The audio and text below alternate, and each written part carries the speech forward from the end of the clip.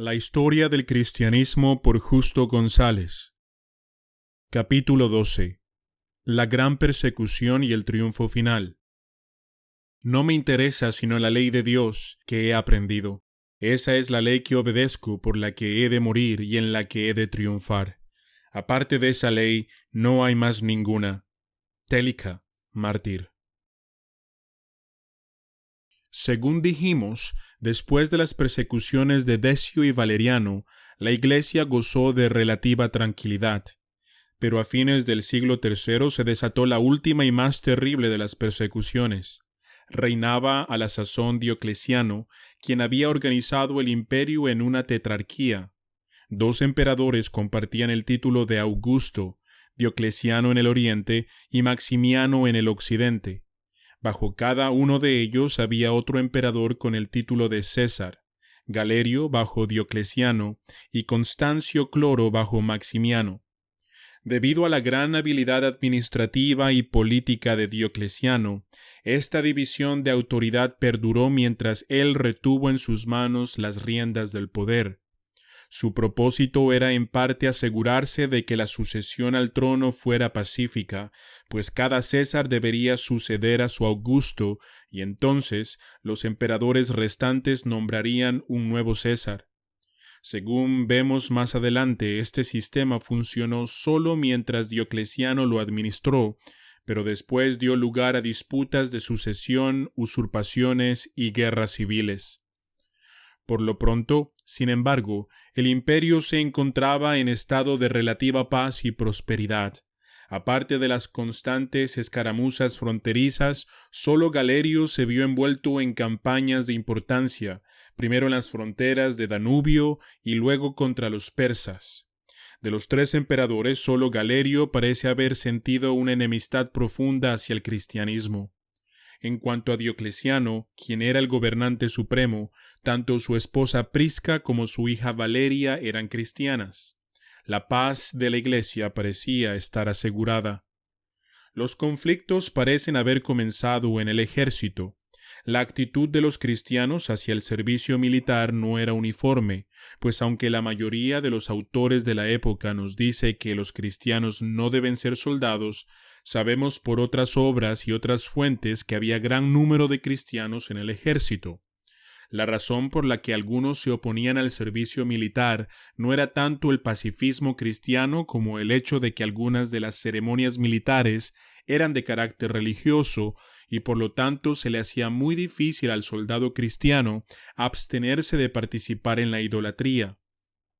En todo caso, alrededor del año 295 varios cristianos fueron muertos, unos por negarse a ser conscriptos y otros porque intentaron abandonar el ejército.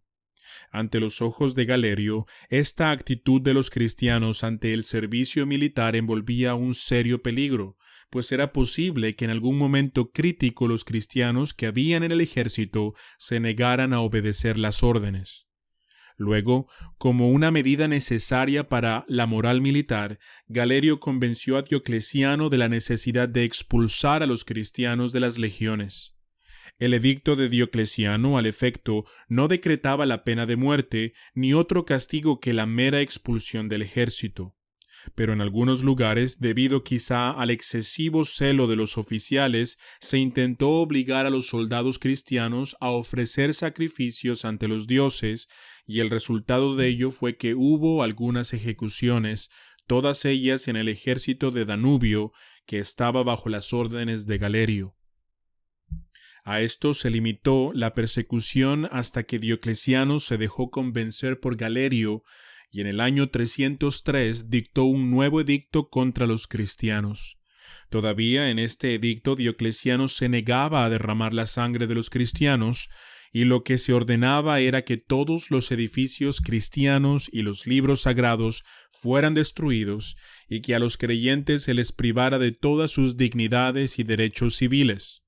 Al principio, la persecución se limitó a esto, pero pronto fue recrudeciendo, porque muchos de los fieles se negaban a entrar y a entregar sus libros sagrados, y entonces se les torturaba o se les condenaba a muerte. Además, hubo 2 incendios misteriosos en el Palacio Imperial. Galerio acusó a los cristianos de haberlos prendido, diciendo que los incendiarios procuraban vengarse de la destrucción de sus iglesias. Algunos escritores cristianos insinúan que fue el propio Galerio quien ordenó los incendios para que luego pudiese culpar a los creyentes. En todo caso, la furia de Diocleciano no se hizo esperar, y pronto se ordenó que todos los cristianos de la corte tenían que ofrecer sacrificios ante los dioses. Prisca y Valeria sacrificaron, pero el gran chambelán Doroteo y varios otros sufrieron el martirio. En todo el resto del imperio se continuó destruyendo las iglesias y quemando los libros sagrados, excepto en los territorios que pertenecían a Constancio Cloro, quien se limitó a destruir algunas iglesias, pero no insistió en que le fueran entregados los libros. Poco después hubo algunos disturbios en diversas regiones, y Diocleciano se convenció de que los cristianos conspiraban contra él. Entonces decretó, primero, que todos los jefes de la iglesia fueran encarcelados y, después, que todos los cristianos en todo el imperio tenían que sacrificar ante los ídolos. Así se desató la más cruenta de cuantas persecuciones sufrió la iglesia antigua. Al igual que en tiempos del emperador Decio, se hacía todo lo posible por incitar a los cristianos a abandonar su fe. Acostumbrados como estaban a la tranquilidad de las décadas anteriores, muchos cristianos sucumbieron ante las amenazas de los jueces. A los demás se les aplicaron torturas de toda suerte, y se le hizo morir en medio de más diversos suplicios. Otros se ocultaron, muchos de ellos llevando consigo los libros sagrados, y hasta hubo muchos que cruzaron la frontera y se refugiaron en territorio persa. En medio de todo esto, Galerio maquinaba el modo de hacerse dueño único del imperio.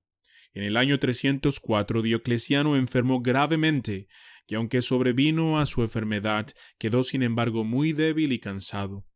Galerio se apresuró a ir a su lado y, primero con dulzura y después con amenazas, le obligó a abdicar. Al mismo tiempo, Galerio había reforzado su ejército y convenció a Maximiano de que si no abdicaba él también, invadiría sus territorios y se seguiría la guerra civil. Por fin, ambos augustos abdicaron al mismo tiempo, en el año 305. Según se había estipulado anteriormente, Constancio Cloro sucedió a Maximiano y Galerio a Diocleciano. En la elección de los dos nuevos césares, sin embargo, Galerio obligó a Diocleciano a nombrar a dos personajes ineptos para que les eran adictos, Severo bajo Constancio Cloro y Maximiano Daza bajo Galerio. Esta decisión no gozó del apoyo de los soldados, entre quienes eran muy populares los hijos de Constancio Cloro y de Maximiano, Constantino y Magencio respectivamente. El resultado de la ambición de Galerio fue el caos.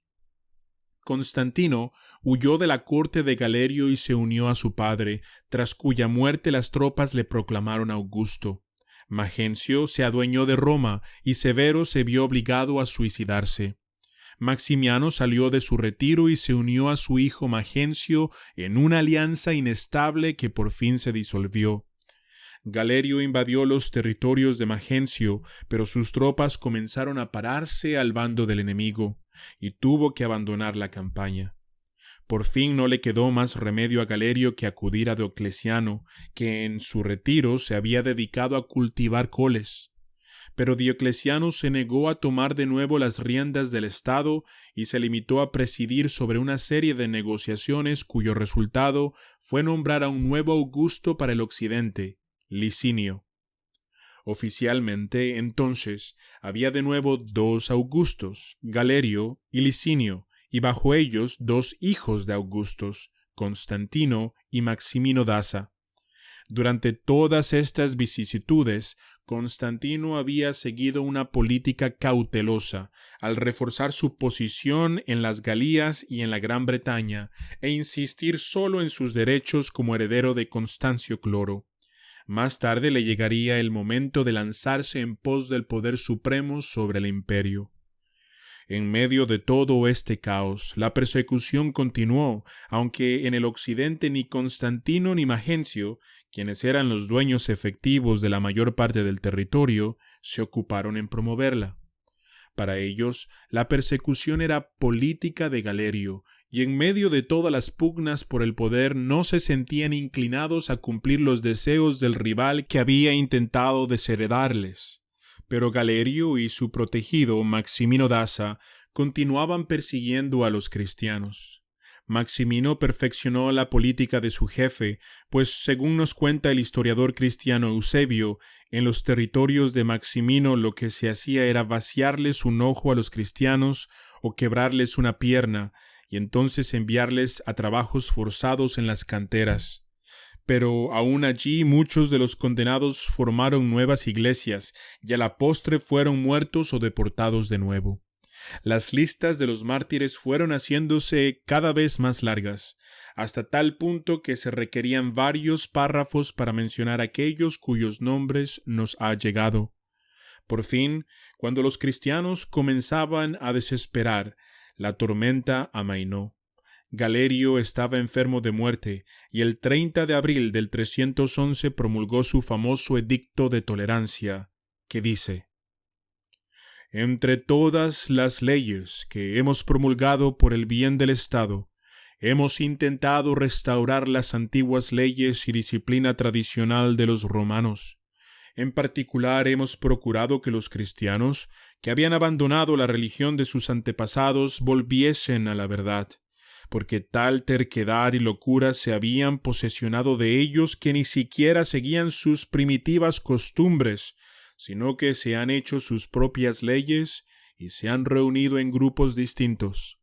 Después de la publicación de nuestro edicto, ordenando que todos volviesen a las costumbres antiguas, muchos obedecieron por temor al peligro y tuvimos que castigar a otros. Pero hay muchos que todavía persisten en sus opiniones y nos hemos percatado de que no adoran ni sirven a los dioses ni tampoco a su propio Dios. Por lo tanto, movidos por nuestra misericordia a ser benévolos con todos, hemos creído justo extenderles también a ellos nuestro perdón y permitirles que vuelvan a ser cristianos y que vuelvan a reunirse en sus asambleas siempre que no atenten contra el orden público. En otro edicto daremos instrucciones acerca de esto a nuestros magistrados. A cambio de esta tolerancia nuestra, los cristianos tendrán la obligación de rogarle a su Dios por nuestro bienestar, por el bien público y por ellos mismos, a fin de que la república goce de prosperidad y ellos puedan vivir tranquilos.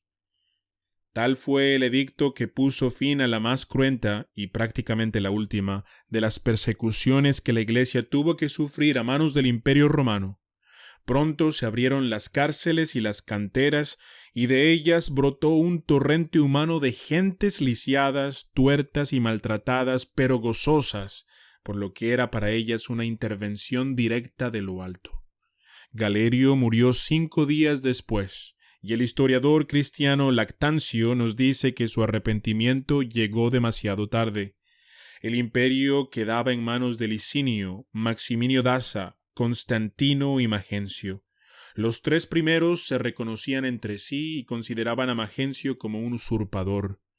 En cuanto a su política hacia los cristianos, Licinio, Constantino y Magencio no les perseguían, mientras que Maximino Daza pronto volvió a desatar la persecución en sus territorios. Pero un gran cambio político estaba a punto de iniciarse, que a la larga pondría fin a todas las persecuciones, aun en los territorios de Maximino Daza. Constantino, que durante todas las pugnas anteriores se había contentado con intervenir solo mediante la astucia y la diplomacia, se lanzó a una campaña que a la postre le habría hecho el dueño absoluto del imperio. De repente, cuando nadie lo esperaba, Constantino reunió sus ejércitos en Galía, atravesó los Alpes y marchó sobre Roma, la capital de Magencio. Este último, tomado por sorpresa, no pudo defender sus plazas fuertes, que cayeron rápidamente en manos de Constantino. Todo lo que Magencio pudo hacer fue reunir su ejército en Roma para allí resistir contra Constantino. Si Magencio hubiera permanecido tras las murallas de Roma, un largo sitio se habría seguido y quizás la historia hubiera sido otra. Pero Magencio consultó a sus adivinos y decidió salir al campo de batalla contra Constantino. Según dos historiadores cristianos que conocieron a Constantino, en vísperas de la batalla éste tuvo una revelación. Uno de los historiadores, Lactancio, dice que en un sueño Constantino recibió la orden de poner un símbolo cristiano sobre el escudo de sus soldados. El otro, Eusebio, nos dice que en la visión apareció en las nubes, junto a las palabras escritas en el cielo, «Vence en esto». En todo caso, el hecho es que Constantino ordenó que sus soldados emplearan para la batalla del día siguiente el símbolo que se conoce como el labarum, y consistía en la superposición de dos letras griegas, X y P. Puesto que esas dos letras son las dos primeras letras del nombre de Cristo en griego, el labarum bien podía ser un símbolo cristiano. Algunos historiadores modernos han señalado muchos otros indicios que nos dan a entender que, si bien es posible que ya en esa fecha Constantino se inclinara hacia el cristianismo, todavía seguía adorando al sol invicto. La realidad es que la conversión de Constantino fue un largo proceso que hemos de narrar en la próxima sección de esta obra. El labarum de Constantino podía interpretarse como un monograma que consistía en la superposición de P y X, las dos primeras letras del nombre de Cristo en el griego Christos. Pero en todo caso lo importante es que Magencio fue derrotado y que cuando luchaba sobre el puente Milvio cayó al río y se ahogó. Constantino quedó entonces dueño del todo el occidente. Una vez iniciada su campaña en pos del poder, Constantino marchó con una velocidad vertiginosa. Tras la batalla del puente Milvio, se reunió en Milán con Licinio, con quien selló una alianza. Parte de esta alianza era el acuerdo de que no se perseguiría a más a los cristianos y que se les devolvería sus iglesias, cementerios y otras propiedades que habían sido confiscadas. Este acuerdo, que recibe el título poco exacto de Edicto de Milán, se señala frecuentemente como el fin de las persecuciones en el año 313 después de Cristo. Aunque lo cierto es que el Edicto de Tolerancia de Galerio fue mucho más importante y que aún después del Edicto de Milán, Maximino Daza siguió persiguiendo a los cristianos. Por fin, tras una serie de pasos que corresponden a otro capítulo de esta historia, Constantino quedó como el único emperador y la Iglesia gozó de paz en todo el imperio. ¿Hasta qué punto esto ha de considerarse como un triunfo y hasta qué punto fue el comienzo de nuevas dificultades para la Iglesia será el tema principal de nuestra próxima sección?